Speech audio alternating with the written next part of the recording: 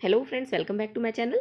Friends, आज मैं आपको बताऊंगी कि आप अपने घर में बिल्कुल हलवाइयों की तरह टेस्टी, क्रिस्पी, रसीली जलेबी कैसे बना सकते हैं। सबसे पहले मैं आपको इसका क्रिस्पीनेस और जूस दिखाऊंगी।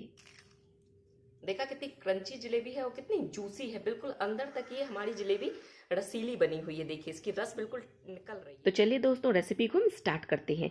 जलेबी के लिए मैंने यहाँ पे लिया है 4 बड़ा चम्मच मैदा, 2 चम्मच धुली हुई उड़द की दाल का आटा। जिस दाल से हम इडली बनाते हैं, जो बिना छिलके वाली उड़द की दाल आती है, उसे आप पीस के इसका पाउडर रेडी कर लें। मैंने यहाँ पे रेडीमेड उड़द दाल का पाउडर लिया है, जो कि बिल्कुल फ़ाइन होता है। अगर आपको ये पाउडर ना मिले तो मिक्सी में पीस के बिल्कुल फ़ाइन पाउडर रेडी करें। ये लिया है 2 बड़े चम्मच। और अगर आपके पास ये ना हो तो सिर्फ मैदे से भी आप जलेबी बना सकते हैं, या इसकी जगह आप 2 चम्मच चावल का आटा भी यूज़ कर सकते हैं। साथ ही ली है 200 ग्राम चीनी। अगर आप कप से मेज़र करेंगे तो ये 1 बड़ा कप चीनी है। और जिस भी कप से आपने चीनी लेनी है, उसी कप से आपको पानी लेना है। पानी हम लेंगे उसकी हाफ क्वांटिटी। तो मैंने इसी कप से चीनी मेज़र करी थी, तो अब मैंने आधा कप पानी लिया है। रोज़ एसेंस, जिसे हम डालेंगे चाशनी में, जिससे हमारी जलेबी का टेस्ट इन्हेंस होगा। इनो, 1 पिंच ऑरेंज फूड कलर, नींबू का रस 1 छोटा चम्मच, 2 छोटे चम्मच देसी घी। सबसे पहले हम जलेबी की चाशनी बना लेते हैं। तो यहाँ पर मैंने एक पतीला लिया है। दोस्तों, ध्यान रहे जिस भी पतीले या सॉस पैन में आप चाशनी बनाएं, उसकी चौड़ाई ज़्यादा नहीं होनी चाहिए, वो पैन ऊंचा होना चाहिए। क्योंकि अगर चौड़ाई ज़्यादा होगी तो चाशनी फैल जाएगी और जलेबी में रस नहीं जा पाएगी। तो यहाँ पे मैंने पैन में डाल दी चीनी 1 कप, यानी कि 200 ग्राम। अब इसमें मैं डालूंगी आधा कप पानी। साथ ही डालूंगी 1 पिंच ऑरेंज फूड कलर,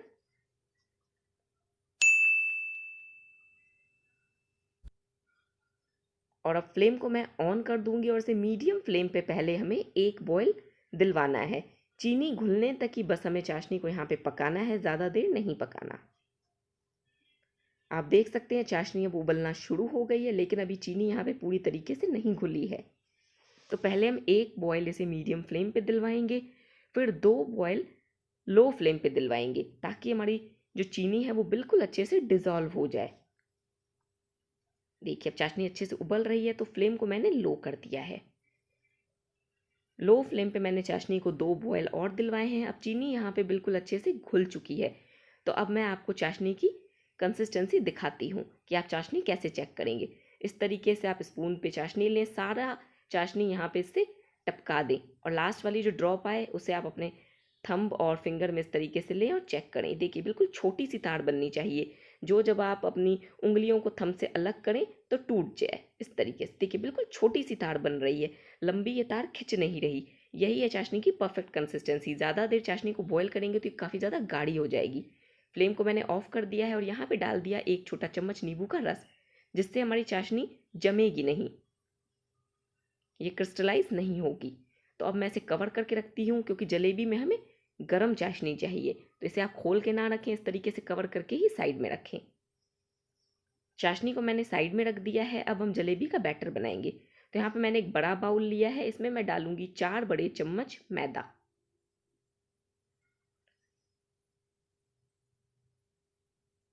साथ ही डालूंगी 2 बड़े चम्मच धुली हुई उड़द की दाल का आटा। आप रेडीमेड भी ले सकते हैं, मार्केट में मिलता है। और आपके पास ना हो तो आप धुली हुई उड़द की दाल को मिक्सी में पीस के भी इसका पाउडर रेडी कर सकते हैं।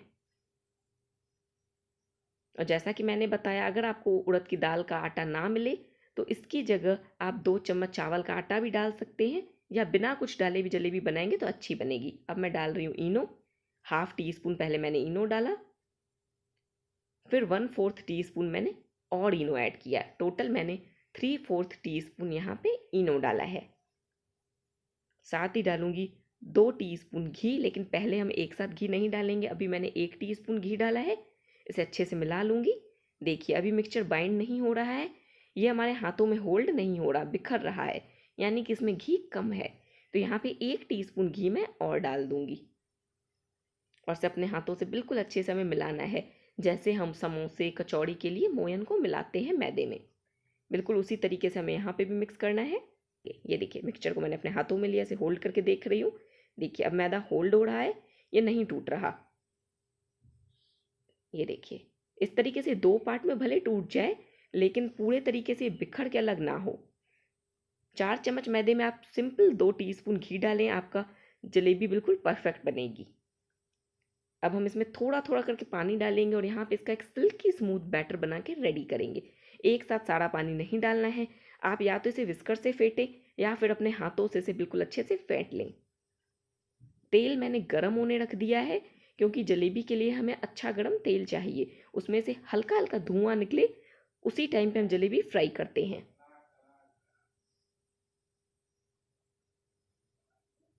ये देखिए दोस्तों, यहाँ पे जलेबी का बैटर बनके रेडी हो गया है।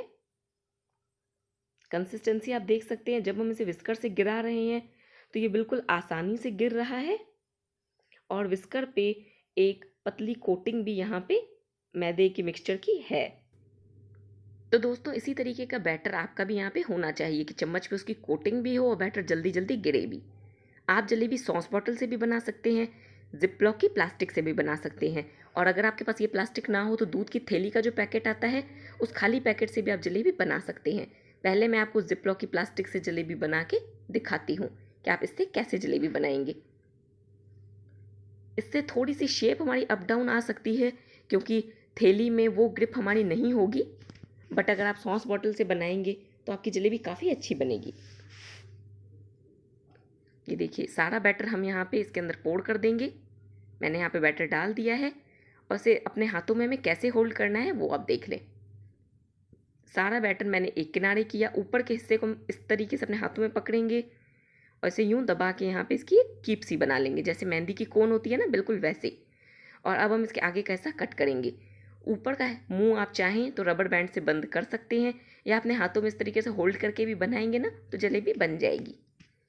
और बिल्कुल थोड़ा सा हमें इसे कट करना है, ज़्यादा बड़ा अगर हम काटेंगे तो बहुत ही मोटी मोटी जलेबियाँ बनेंगी। देखा आपने मैंने कितना थोड़ा सा इसे काटा है। और तेल जैसा कि मैंने बोला ऑलरेडी गर्म होने मैंने रखा था, तो यहाँ पे रिफाइंड तेल अच्छे से गर्म हो गया है। मैं गैस के बड़े वाले बर्नर पे इसे फ्राई कर रही हूँ और फ्लेम अब मैंने मीडियम की है, फ्लेम लो नहीं करनी है। जैसे फ्लेम फुल होती है ना तो आप बटन को सिर्फ थोड़ा सा कम कर दें तो वो हो जाती है मीडियम फ्लेम, क्योंकि तेल से यहाँ पे धुआं निकलना स्टार्ट हो गया था, तो हमें यहाँ पे धुएंदार गर्म तेल चाहिए, उसी में हम जलेबी फ्राई करते हैं। तो इस तरीके से आपको यहाँ पे कीप को चला लेना है। कीप से थोड़ी सी शेप तो इसी तरीके से आएगी दोस्तों, प्रैक्टिस से अच्छी हो जाएगी। और अगर आप सॉस बॉटल से बनाएंगे तो आपको इस तरीके से जलेबी बनानी है, देखिए। और ध्यान रहे दोस्तों, आपको जो चलाना है बॉटल वो एक दूसरे से जोड़ते हुए चलाना है। अगर दूर दूर चलाएंगे तो देखिए जलेबी कैसी बनेगी, मैं आपको दिखाती हूँ। ये देखिए, दूर दूर चलाएंगे ना तो इस तरीके से बिखरी हुई जलेबी बनेगी।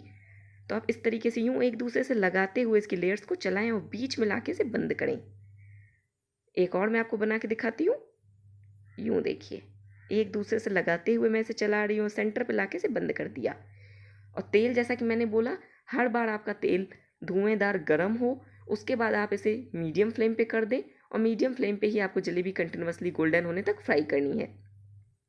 जब आप डाल रहे हो जलेबी तब फ्लेम हाई रखें, और जैसे ही आप जलेबी डाल रहे हो बीच में ही आप फ्लेम को मीडियम कर दें।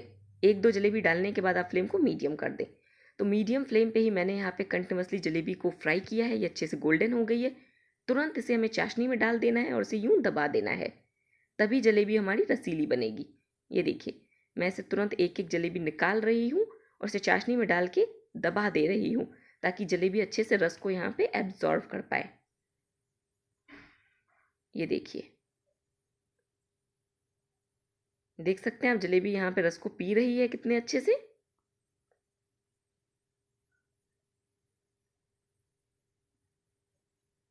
इसी तरीके से सेकेंड बैच की जलेबी फ्राई करेंगे और जो पहले हमने डाली थी उसे अब हम चाशनी से निकाल लेंगे।